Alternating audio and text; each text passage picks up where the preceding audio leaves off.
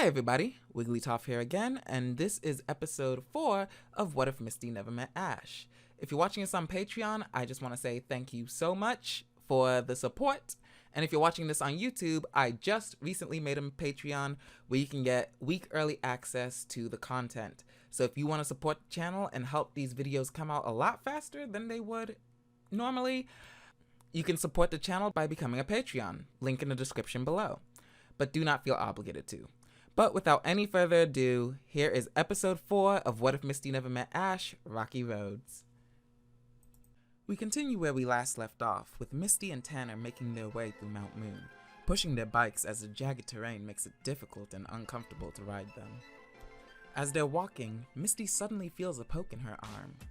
Ow! Why'd you poke me, Tanner? Tanner looks confused by the question. What is this, Facebook? I didn't poke you, he responds. Misty leers at him, suspiciously. As the two trainers continue walking, Tanner then feels a poke on his arm. Ow, I told you that I didn't poke you, Misty, Tanner says, rubbing his arm. Okay, so then why did you poke me back? I didn't, Misty responds. The two stop walking. Sure you didn't. You thought I poked you, and then a little while after I get poked? Yeah, totally a coincidence, Tanner says, rolling his eyes. I'm offended that you think I'm that immature. Well, maybe not immature, but what about petty? Oh, baby boy, be glad you have not seen Petty Misty yet. Petty Misty would have tripped you for poking her. Well, I didn't poke you, so you're crazy. Oh, you want to see Crazy Misty too? The two bickering trainers are then interrupted by a small pink Pokemon laughing at them. It's a Clefairy, and as he laughs at them, he waves a stick in a taunting manner, showing that he was the poking culprit. This must have been who Tanner thought was watching them. The two trainers turn red and both charge at the Clefairy to grab him. However, both trainers trip and faceplant with an oof almost simultaneously.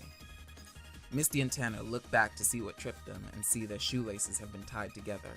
Clefairy guffaws at the duo and turns around to spank his bottom, taunting Misty and Tanner before running off. The two trainers grit their teeth, grumbling furiously about being embarrassed by the fairy Pokemon. Misty and Tanner sit up as both trainers reach for the shoelaces to untangle them, their hands bumping into each other. No, let me. I got it.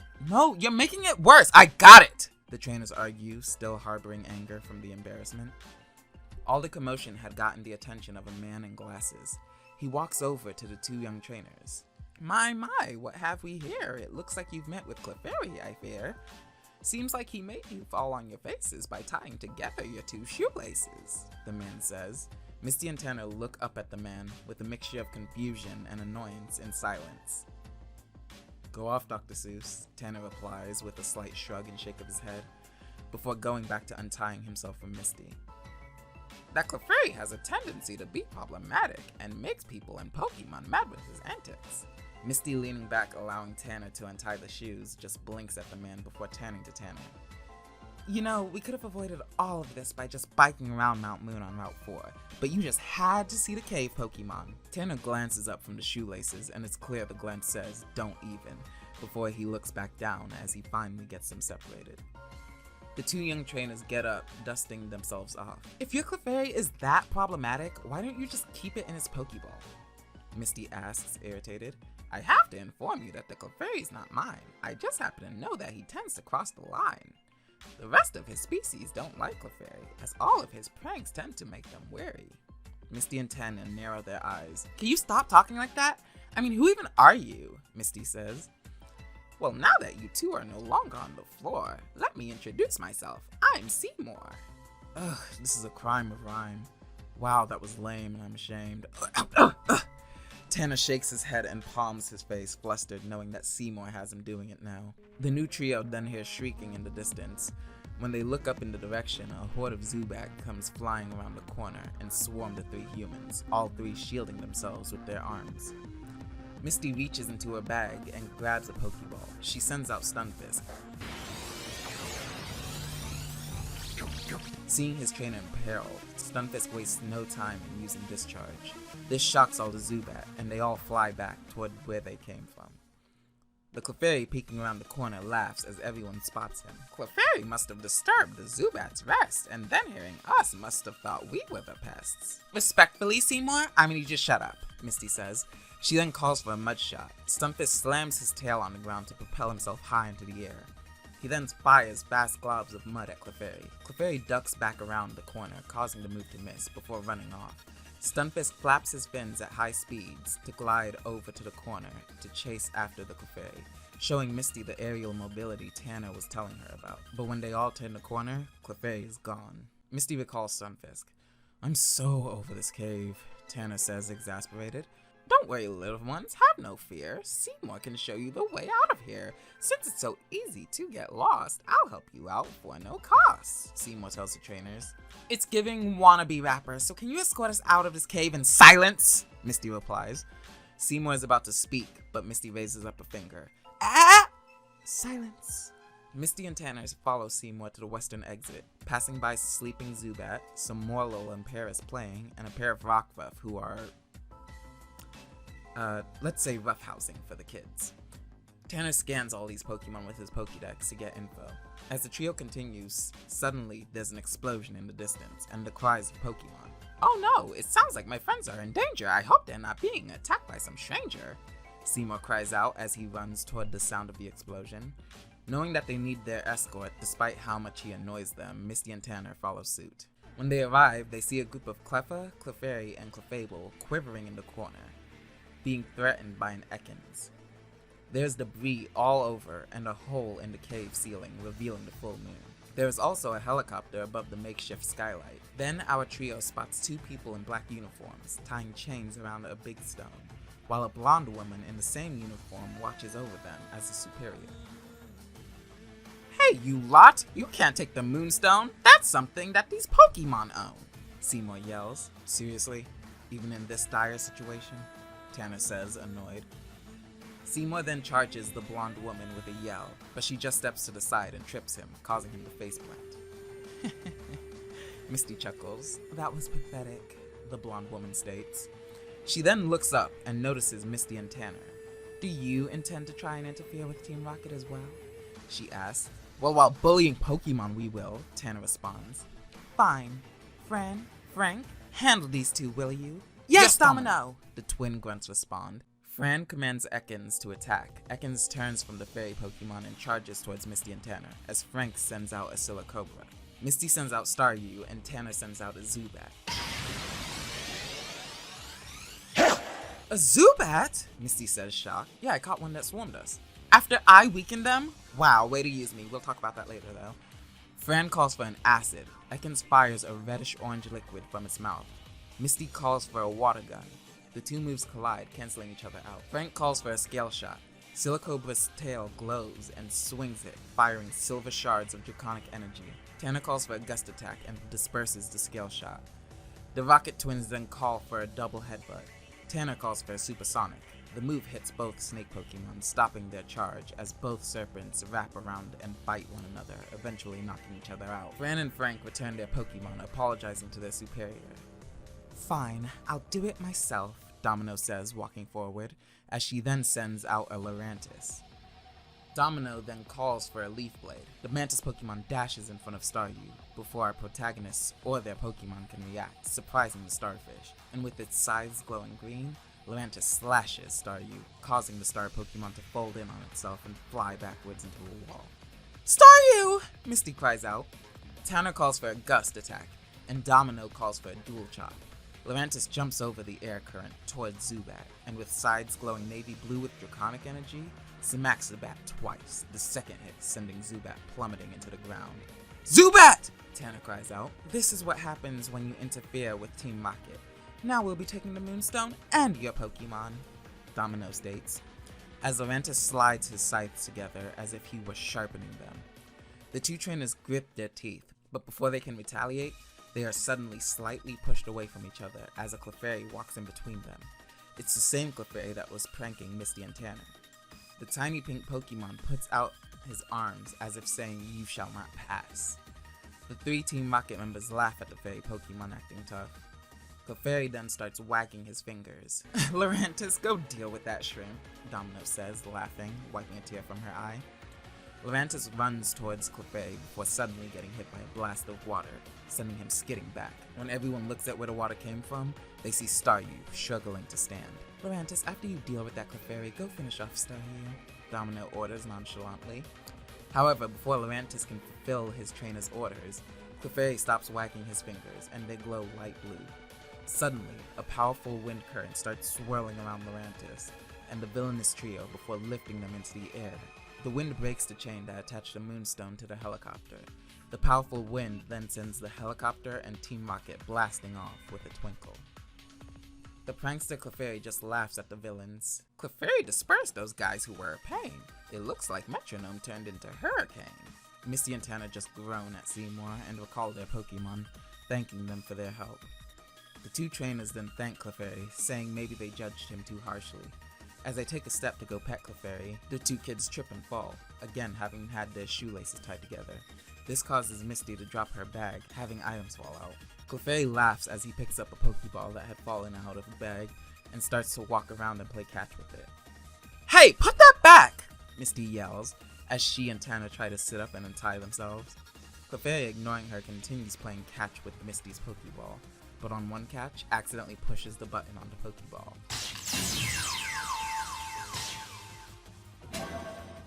This action causes Clefairy to accidentally catch himself. Oh no! Misty cries out. Well, it looks like you aren't avoiding Clefairy's pranks anytime soon, Tanner says, untying his shoes. Shut it, Tanner! This is all your fault! And since it is your fault, we should trade. Your Palpitoad for Clefairy. No way, Tanner says, shutting down Misty's offer. After Tanner untangles the shoelaces and Misty picks up her belongings, the Cleffa and Clefairy and Clefable all come up to thank the trainers, and two young Cleffa hand Misty and Tanner a piece of the moonstone, as thanks for saving them. The two young trainers graciously accept, then Seymour and all the Cleffa, Clefairy, and Clefable escort them out the cave, waving them off, as Misty and Tanner look back and wave with a farewell. The duo then pull up to a Pokemon Center not far from Mount Moon. Misty and Tanner then walk up to the front desk. Please revitalize our Pokemon. It's been a long day for us, Misty says, exasperated. Tell me about it. I've been here since 8, Nurse Joy responds. Tanner looks at his watch. It's only 8:02. My point exactly. I practically live here, Nurse Joy says before taking the Pokemon to be restored. Misty and Tanner then check into a room for the night in the Pokemon Center and rest there. Early the next morning, Misty and Tanner head out since they know they have a long bike ride to Pewter City. Halfway through the ride, they stop in a clearing for a break. Here, the two trainers let their Pokemon out. Here we see that Tanner's new Zubat seems to fancy Woobat and follows her around. Clefairy bugs Staryu and Palpitoad, who are sparring. Stunfisk continues to train Goldeen on land mobility, and Tanner sits Misty down in front of Swadloon, much to her chagrin, after he feeds the Pokemon. After a few minutes of Misty just staring at Swadloon, who at this time seems to be dozing off, since Misty isn't entertaining him at the moment, Tanner walks up to Misty saying, you know, you could at least talk to him.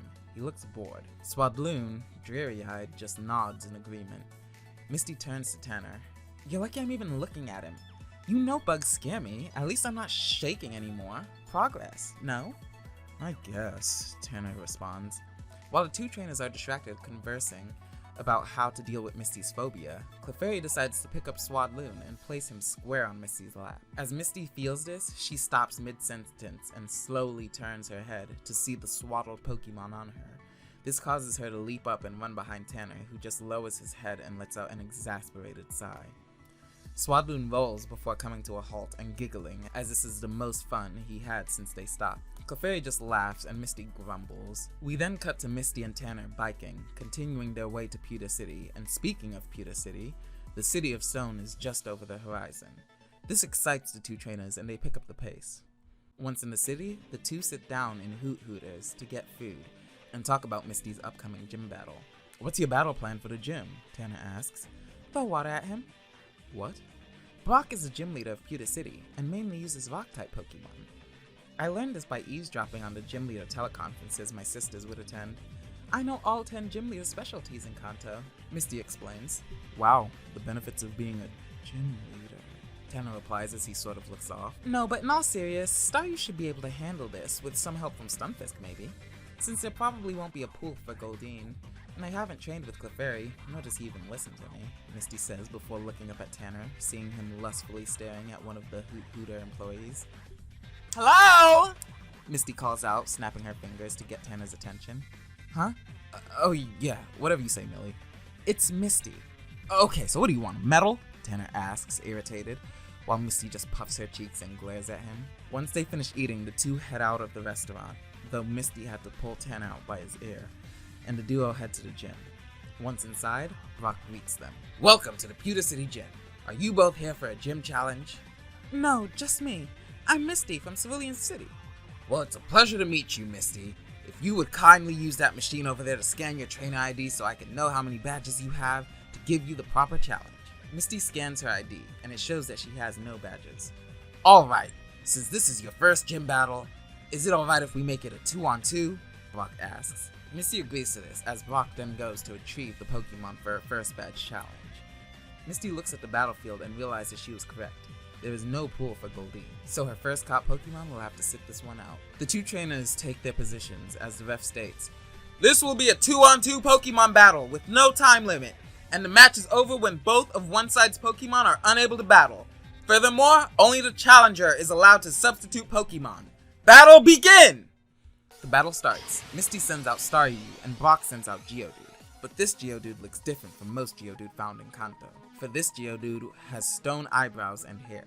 This confuses Misty for a second, while Tanner, from the stands, pulls out his Pokédex to get info, and it says, Geodude, a lowland form, the rock Pokemon, and a rock electric type.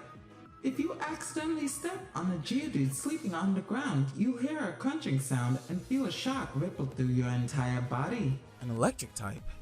Misty could be in trouble, Tanner says to himself. Misty calls for a water gun, and Brock calls for a gyro ball. Geodude's hands develop a metallic coating as he then begins to rotate at high speeds, knocking the water away as he spins through the current towards Staryu, surprising both Misty and Tanner.